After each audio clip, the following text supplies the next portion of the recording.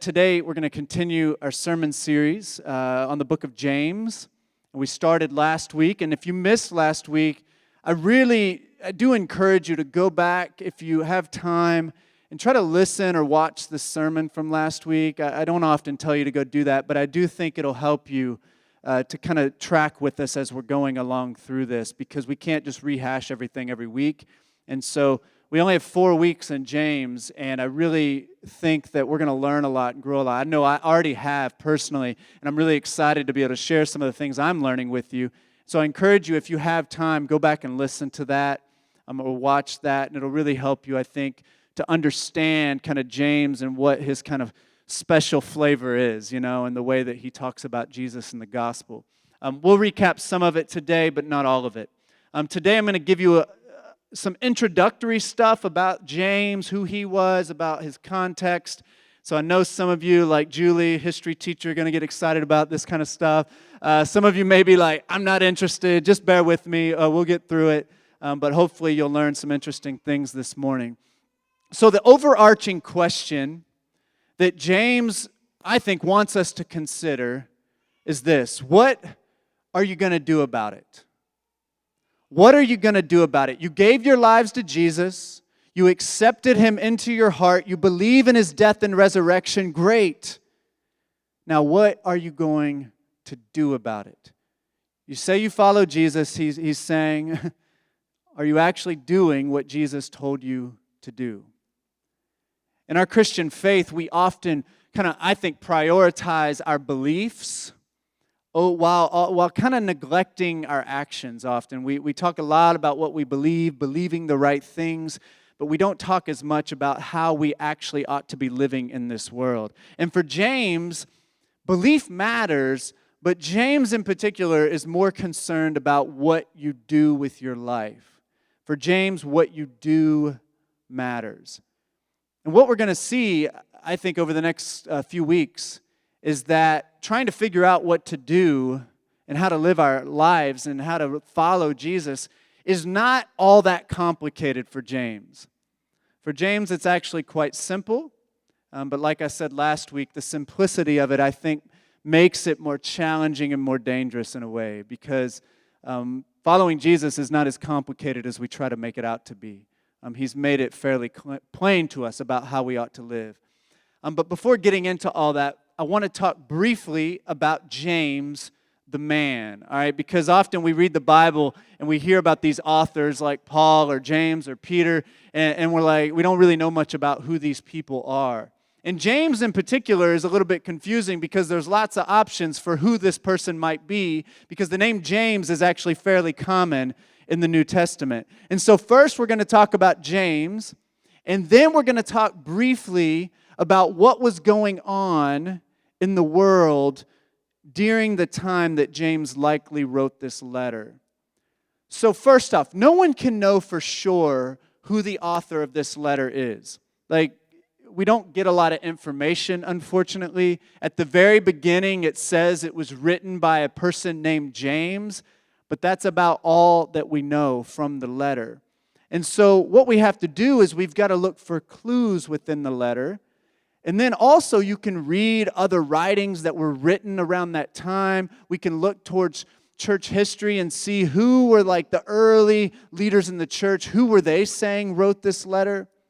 And there are a lot of different conversations around the author of James. But the general consensus, and we're not going to get into all the details of this, but the general consensus is that James, who wrote this letter, is James, the brother of Jesus. Did y'all know Jesus had brothers? He actually had sisters. Some people may argue with you on that, because some people believe Mary was a perpetual virgin, and so therefore she couldn't have any more children. But it seems pretty clear from the biblical witness that Mary did have other kids, and Jesus did have siblings. So this James, the brother of Jesus, is first mentioned in Mark chapter 6. So in Mark chapter 6, these folks are like, it's in Jesus' hometown, and they've heard about Jesus. They grew up knowing who he was, and so they're questioning him. And they're like, isn't that Jesus guy, isn't this the carpenter?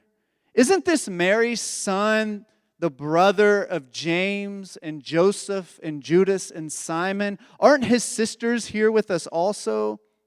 And they took offense at him. So this is really the first instance we hear of this brother of Jesus named James. Now, it's important to know Jesus' brother James was not a disciple. All right, because there are disciples named James. This is not one of the 12 disciples. It's believed that actually Jesus' brother was never a believer in Jesus until later on. And so there are two Jameses that are disciples, but this is a different James. Now, you can understand maybe why it was hard for James, Jesus' brother, to believe that he was the Messiah. I think it would be hard for Jesus' family to accept that he was that special of a person, right? They grew up with him. These siblings, they played together growing up. He knew Jesus as a teenager. James probably knew Jesus more than almost anyone. And it would probably be very hard for him to accept that Jesus, his brother, was that special of a person, right? I love my brother, but I'm not going to follow my brother, right? I respect him, but I'm not going to put him on that high of a pedestal, right? Because we don't usually have that kind of relationship with our siblings. And so you can understand maybe why it was hard for Jesus' family to accept that he was this really special Messiah, this Son of God. And so James did not follow Jesus during Jesus' ministry. But something shifted in James after the resurrection. In 1 Corinthians, Paul mentions that the resurrected Jesus appeared to James after he rose. It says here, I just want to read these because I think it's interesting to see where this author comes up at different points. And so Paul is talking here about Jesus after the resurrection. So he says, "For what I received, I passed on to you as of first importance, that Christ died for our sins according to the Scriptures, that he was buried, and that he was raised on the third day according to the Scriptures." And here he's going to describe who Jesus appeared to. "In that he appeared to Cephas," which is another name for Peter, "and then to the 12. After that he appeared to more than 500 of the brothers and sisters at the same time, most of whom are still living, though some have fallen asleep and died. But then he appeared to James, and then to all the apostles. And last of all, he appeared to me as to one abnormally born." So Paul is pointing out that after the resurrection, Jesus appeared to James, his brother. We also learn in Acts 1 that James, the brother of Jesus, was with the disciples, with the apostles at Pentecost. I'll read a section there. It says, "Then the apostles returned to Jerusalem from the hill called the Mount of Olives, a Sabbath day's walk from the city. When they arrived, they went upstairs to the room where they were staying. Those present were Peter, John, James and Andrew," not the James we're talking about, "Philip and Thomas, Bartholomew and Matthew, James, son of Alphaeus," still not the James we're talking about, "and Simon the Zealot, and Judas, son of James," still not the James we're talking about. As you can see, it's confusing. There's a lot of James in the New Testament. "They all joined together constantly in prayer, along with the women, and Mary, the mother of Jesus, and with his brothers." And so it's clear here that in Acts we're reading that Jesus' brothers were there at Pentecost. After James saw his brother had risen from the dead, naturally things shifted from him, right? He knew that his brother had died. Perhaps we don't know if he was there. He might have been there to see the crucifixion. He knew. His mother was there for sure. He knew that Jesus had died, yet he met the resurrected Lord. And he had a change of heart in this moment. In that moment, his life was forever changed, and he saw his brother in a very different light. And he ended up giving his life to following the way of Jesus. He then received the Holy Spirit on Pentecost, and he dedicated his life to sharing the light and love of Jesus in the world. James, when he became a Christian, he got serious about it. he quickly became a leader in the early church. And we know this through the New Testament witness and through other historical documents, that James was a prominent leader in the early church. You know, I'm sure that perhaps being Jesus' brother gave him some credibility, right? Like, well, if we're going to want a leader in the church, Jesus' brother, he's in the family, right? That would be a great person to help lead us. And so he eventually became a leader of the Jerusalem church. And the Jerusalem church was the very first Christian church in existence. And it was made up of mostly Jews who believed in Jesus and they accepted him as the Messiah. And they accepted that this was the one that we had been praying for and longing for all along. Some have referred to James as the first pope, even though Peter is often kind of accepted in the Catholic Church as the first pope. Some people would say James could be called the first pope because the Jerusalem church was kind of the center of the Christian faith at the very beginning. And James was the leader of the church at the center of the Christian faith at the beginning. He was a very important person in the early church. James was a committed Jew. It doesn't seem that James really abandoned his Jewish faith when he gave his life to Jesus. He continued to practice much of the Jewish faith. He was a known peacemaker. There's times in the Bible where Paul has some conflicts because Paul was a bit of a rebel and would go out and do things that ruffled people's feathers because he was intent on reaching non-Jews with the gospel. James often had to come in and be a peacemaker in a lot of those situations. James was a bold witness for Jesus. He's remembered as a man of having high character, just strong integrity, and also a deep love for the poor. We're going to talk more about that in a little bit. But James is also known as James the Just. I don't know if y'all have heard this before, but it's because people viewed him as a very just and honorable and just man full of integrity. James was martyred for his faith in AD 62 by the Jewish high priest, by the order of the high priest. And so James was so committed to Jesus that his Jewish brothers and sisters, some of the authorities ended up turning on him, and he lost his life for his faith. So he was a courageous man also. I want to talk briefly about the church in Jerusalem during the first century. And there's some interesting things that hopefully we can learn about this. This group of Christians that James led were based in Jerusalem. Now, I've said this many times to you, but I want to remind us of this. As a 21st century American, we have to approach the Scripture with a lot of humility because the Bible was written a long, long time ago. First century Palestine and 21st century America have very little in common with each other. The ancient world is really nothing like our world today. We have a lot of the same issues and problems, right? But the world was very different. The worldview was very different. The culture was very different. They had none of the technological advancements that we have today. And so we need to understand that the distance between our two cultures is massive. And so we need to respect that distance. Often we just want to pick out a verse in the Bible and read it and say, this is what it means. But that's not respecting the distance. We've got to do the work to try to understand something about the culture because we're not going to understand it, what the Bible's saying if we don't do some of that work. And so we got to respect that distance. So if we accept that James, the brother of Jesus, is the author of this letter, then this letter was likely written pretty early. It's one of the earlier letters in the Bible. It was likely written sometime in the 40s or the 50s.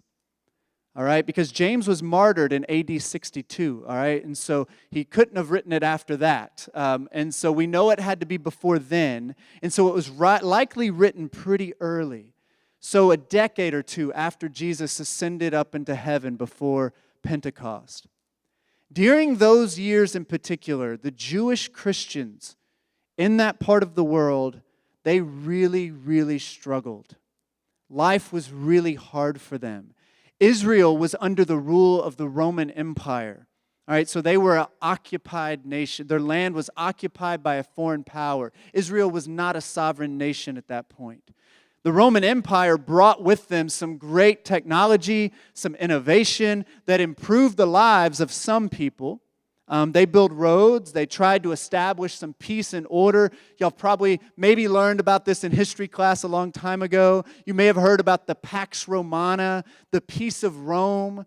Because what Rome did, history tells us that a lot of their innovations and their building campaigns, the way they structured society, brought kind of a unique peace to their empire. But the thing we don't often learn about is the problem was that all that innovation and construction and development in the Roman Empire only provided peace for some people. It did not provide peace for the vast majority of their empire. It really only benefited a very small group of people. There was this, today we look and we see the way wealth is distributed in our world, and the people on top have a lot, and the people on the bottom have barely anything. This was true back then as well, very extreme. There was an extreme concentration of wealth with the top 2 to 3% of the population. So the top 2 to 3% controlled almost all of the wealth. That means that over 95% of the people in that part of the world lived in poverty. That meant that they did not have access to the things that lead to health and flourishing and wholeness. On top of that, in Egypt, they had famines in Egypt during that time, which resulted in food shortages in Jerusalem and across kind of where that part of the world is. And so people struggled just to find food to eat. They couldn't get the basic necessities for living. They struggled to find jobs, they had no money, and they struggled to eat. Now, the Jewish Christians, they probably had it even worse than the Jewish people did. Because the first Christians quickly experienced persecution for their faith. Many of them were martyred for their faith. And many of them were excluded and pushed out of some of the Jewish circles that they had been a part of, because these were their brothers and sisters. But when they gave their lives to Jesus, many of them were branded as strange, as subversive, as threatening, as dangerous. In Jerusalem, one thing, the temple, we often think of the temple kind of like a church, but the temple was way more than that. The temple was the center of economic activity for Jewish people in Jerusalem. And so what happened is a lot of Jewish Christians weren't permitted to be in the temple anymore. Many of them were kicked out of the temple. And so they didn't have access to the jobs that were there at the economic hub in Jerusalem. And so the Jewish Christians really struggled. They would have been hard just to find work. When I used to think of James, because I've known James was the leader of the Jerusalem church, and when I used to think of James as the leader of the Jerusalem church, I always imagined it was kind of this like cush job, prestigious, powerful, sitting up in a nice chair, kind of like the Pope. I imagine the Jerusalem church was kind of like Vatican City, just a really powerful, wealthy, prestigious, beautiful place. However, during the first century, the Jewish Christians in Jerusalem probably suffered more than most of the other Christians within that part of the world. The new Gentile converts that Paul was reaching when he started spreading the gospel all around that area, many of them would have been Roman citizens, giving them special privileges within the empire. Many of them would have had access to more wealth and more power. The Jewish Christians, on the other hand, they didn't have access to a lot of that. They were very poor and they were highly oppressed.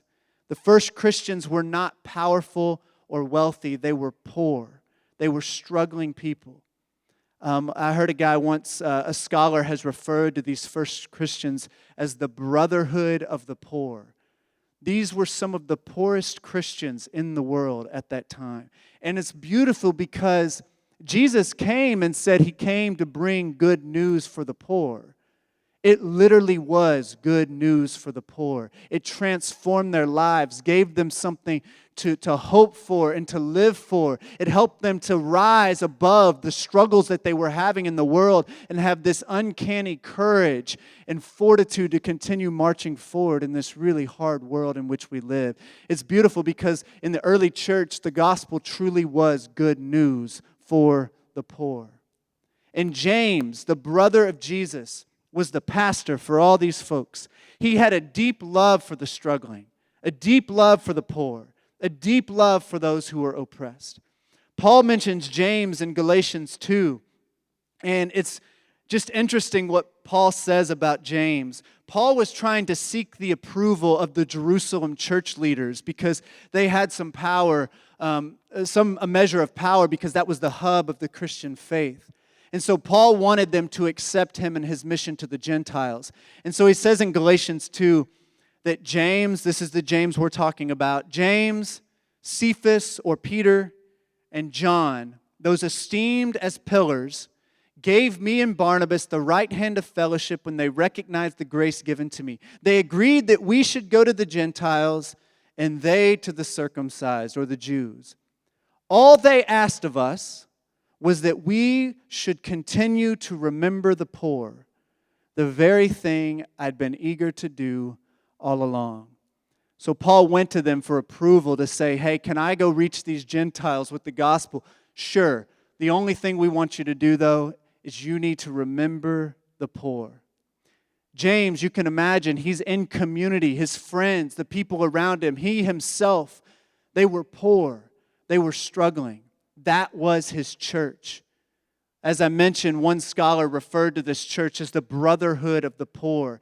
James basically told Paul that, Paul, if you're going to go out throughout the ancient Near East to all these lands and you're going to reach these new Christians that have more wealth and have more access to resources, then you need to make sure that they share what they have with the people who are struggling the most.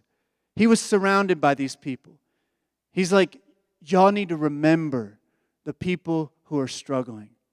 Often in our community, I've gone out to other churches and stuff, and I try to tell them because often, sadly, the church, the Christian church in America is often removed from the poor.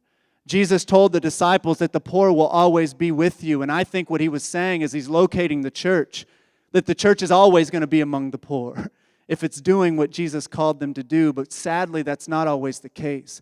So often, I know folks that go and they say, man, you got to remember these folks. There are people in our city who are suffering, and we need you all to share what you have to make an impact in some of these communities. This is what James is doing here.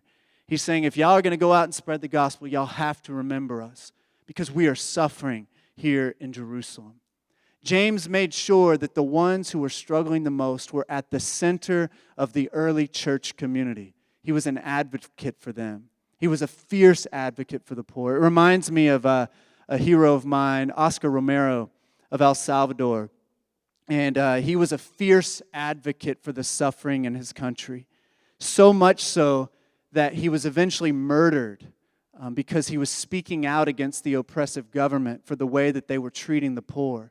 And he would speak out about it over and over and over again and work to provide what they needed for them. And one day he was giving Mass at his church, about to do the Eucharist, and he was shot there in his church and killed because of how much he loved the poor.